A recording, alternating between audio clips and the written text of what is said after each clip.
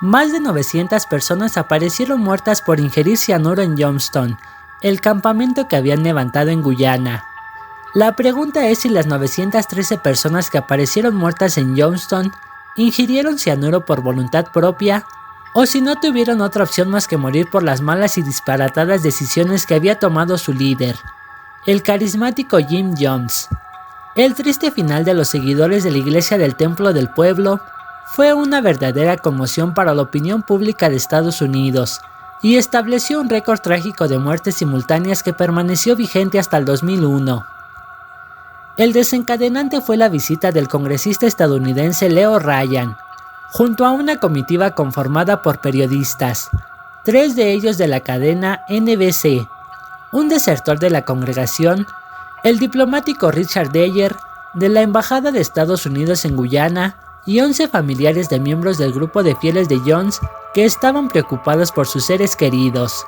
La comitiva fue recibida el 17 de noviembre de 1978, con un show musical y una cena de gala. Todos aparentaban estar muy felices, viviendo en paz y en armonía, lejos de los infiernos del capitalismo que provocaba miseria, desigualdad y racismo. Sin embargo, según el reportero de The Washington Post, Charles Krause, algo olía raro.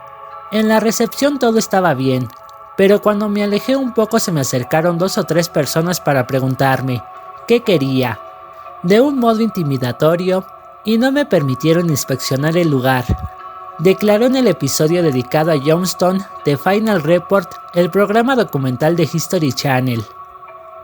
Durante la noche, varias personas se arrimaron al congresista para pedirle clemencia y que los regresara en su avioneta a Estados Unidos. En la mañana del 18 de noviembre, Ryan reunió a su comitiva y a 14 desertores, entre ellos Larry Layton. Alrededor de las 15, el grupo subió a la aeronave y en ese momento Layton sacó un arma y abrió fuego. El grupo de fieles que había escoltado a la comitiva se sumó al ataque en la pista de aterrizaje del aeropuerto Puerto Kaituma. Ryan, 3 periodistas más y una desertora murieron. 9 más resultaron heridos. Al congresista lo acribillaron y le desfiguraron la cara. James Warren Jones nació el 13 de mayo de 1931 en Lynn, Indiana, Estados Unidos, en una época de una profunda segregación racial y fundamentalismo cristiano representado en lo más cruel de grupos como el Ku Klux Klan. Su padre, James Thurmond Jones, era un inmigrante galés que padeció una infección pulmonar por los gases a los que había estado expuesto en las trincheras en la Primera Guerra Mundial. Su madre, Lynetta Jones, una trabajadora de origen escocés que inculcó en su hijo su amor por los animales, una preocupación por los desfavorecidos y una gran imaginación. John recogía a los animales de la calle y desde muy pequeño, en el garage de su casa, improvisaba sermones a los perros y a los niños del barrio. Desde muy pequeño asistió a la iglesia evangélica pentecostal, donde quedó enamorado de la música gospel y el ritmo de los negros, y la potencia en la voz de los pastores y predicadores. Allí, Jones desarrolló su sensibilidad por los marginados, los segregados y los pobres. La integración racial y el socialismo se convirtieron en sus luchas, y a los 20 años se afilió al Partido Comunista, algo que resultó contradictorio para su prédica evangélica. Sin embargo, Jones se las ingenió para combatir su ideología con su fe. En 1954, como pastor asociado de la iglesia evangélica, entró en conflicto con sus superiores porque insistían que los negros se sentaran en las primeras filas. Enseguida formó su propia iglesia, la Community Unity Church, y en 1955, la Wings of Deliverance, que luego cambió de nombre a The People Temple Full Gospel Church, el templo de la gente. Jones predicaba la igualdad social y racial. Sus sermones pasaban por textos de Karl Marx, Lenin y la Biblia. Fue colocado entre los puestos de honor del Indianapolis Record, un periódico de la comunidad afroamericana, y en 1961 fue nombrado director de la Comisión de Derechos Humanos de Indianápolis, dedicado a integrar el departamento de policías, hospitales, bancos, agencias de préstamos y compañías telefónicas. Con el éxito en Indianápolis, Jones decidió expandirse y mudó la congregación a San Francisco, California. Según sus palabras, Estados Unidos corría peligro de ser atacado con una bomba nuclear, pero en la costa oeste estarían a salvo. Para esta altura, Jones ya era una estrella. Parecía un Elvis Presley, evangélico con el mismo peinado, y las infalibles gafas oscuras estilo Ray-Ban. La guerra de Vietnam, el movimiento hippie y el poder de Malcolm X le dieron impulso al predicador carismático del Templo del Pueblo, y también más seguidores. Jones contaba a sus fieles de a centenas y también tenía financiación. La iglesia cristiana reconocía a la congregación y a Jones como su legítimo predicador y líder. Según su esposa Marceline, para cuando se casaron en 1949, Jones ya era un comunista comprometido. Se consideraba maoísta, pero simpatizaba con Joseph Stanley y la Unión Soviética.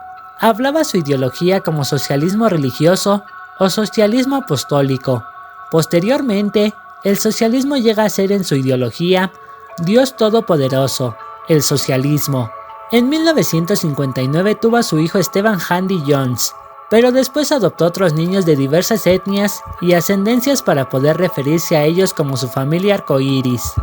Para 1974, Jones se puso paranoico, y con razón. Su iglesia comunista, que aceptaba a todos y todas por igual sin importar el color de la piel, despertó el interés en la CIA, la Agencia de Inteligencia de Estados Unidos. Entonces empezó a planear la mudanza. El líder espiritual Jim Jones dijo que quería que encontráramos un lugar lejos de todas las drogas y el alcohol en Estados Unidos, recordó Laura Johnston Cook, una de las sobrevivientes del culto, en declaraciones a la BBC de Londres.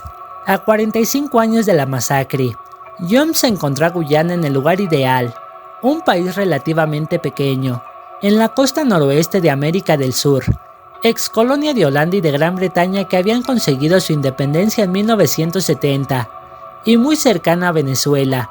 La selva daba protección y las tierras fértiles una oportunidad. El líder de la iglesia del Templo de la Gente compró entonces un predio de 140 hectáreas para fundar un nuevo proyecto socialista y sin segregación racial. Convenció a sus feligreses con un discurso apocalíptico e indicó que Estados Unidos sería arrasado con un ataque nuclear. Ya nadie estaba a salvo, excepto esa pequeña porción de tierra que había adquirido en la costa norte de América del Sur. En 1977, Jones mudó su congregación y lo siguieron 1000 fieles. Construyeron casas, empezaron a cultivar la tierra y a criar animales, pero no todo salió como Jones esperaba. Las temperaturas eran altísimas, el calor sofocaba, y su población no podía ser autosuficiente. La cosecha no alcanzaba o no era buena. Las condiciones de vida empezaron a ser difíciles. Los miembros de la congregación trabajaban de sol a sol a cambio de un plato de legumbres, y por los altoparlantes, la palabra del líder. Johnston es un lugar dedicado a vivir por el socialismo, por la equidad económica y racial. Estamos viviendo de una forma común increíble. Tras la masacre, se encontraron grabaciones con los sermones de Jones.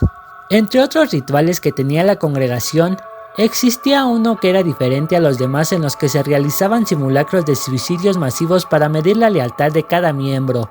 Se les daba un líquido y se les indicaba que era veneno.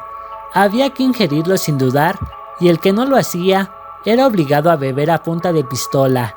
Los niños que se escapaban o que no querían cumplir con sus tareas eran castigados en el pozo, donde según Jones había un monstruo. Se trataba de un hombre disfrazado que los asustaba. Los adolescentes que se rebelaban recibieron descargas eléctricas en los genitales. Si un adulto no cumplía con las reglas, o se quejaba por la comida, por el trabajo o por los lujos del líder, era encerrado en una caja de 2.5 metros por 1. Su adicción a las drogas y a su trastorno de personalidad empeoraron. Cada vez tenía menos capacidad para funcionar. Contó Laura Johnston Cook, el paraíso se convirtió en un infierno, y Jones ya no era ese líder carismático capaz de convencer con la palabra, sino que se había convertido en un tirano que gobernaba con el látigo en la mano. Durante estas noches blancas, Jones les daba a los miembros de Johnston 4 opciones: huir a la Unión Soviética, cometer un suicidio revolucionario, quedarse en Johnston para luchar contra los invasores o huir hacia la selva, reveló un informe del FBI que fue calificado como de lavado de cerebro, y alcanzó los oídos del representante a la Cámara por el estado de California, Leo Ryan. Tras ordenar el asesinato de Ryan, Jones inició la segunda fase de su plan descontrolado. Entre sus seguidores se repartió cianuro mezclado con jugo de uva, y no había más opción que bebérselo y morir. A las madres les arrancaron a sus bebés de los brazos, y les inyectaron el letal veneno, también a los ancianos. No fue un suicidio masivo, la gente no dijo quiero hacerlo, fue un asesinato en masa, declaró Laura Johnston Cook. La muerte por ingesta de cianuro es letal y dolorosa.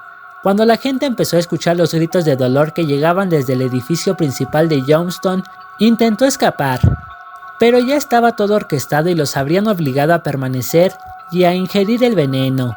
Se contabilizaron 914 víctimas, incluido Jones, que apareció entre otros cuerpos con el cráneo estallado por el disparo de una escopeta. Hasta el 11 de septiembre del 2001, el día del atentado de las Torres Gemelas de Nueva York, Johnston tenía el oscuro récord del mayor número de muertes internacionales de civiles en un solo evento en la historia de Estados Unidos. Y bueno amigos, hasta aquí el video. Si les gustó, no olviden dejar su pulgar arriba y compartirlo con algún amigo si es que lo desean. Activar la campana de notificaciones para que se les avise cuando subamos un nuevo video. También no olviden suscribirse a este canal. Por mi parte, esto sería todo. Nos vemos. Hasta la próxima.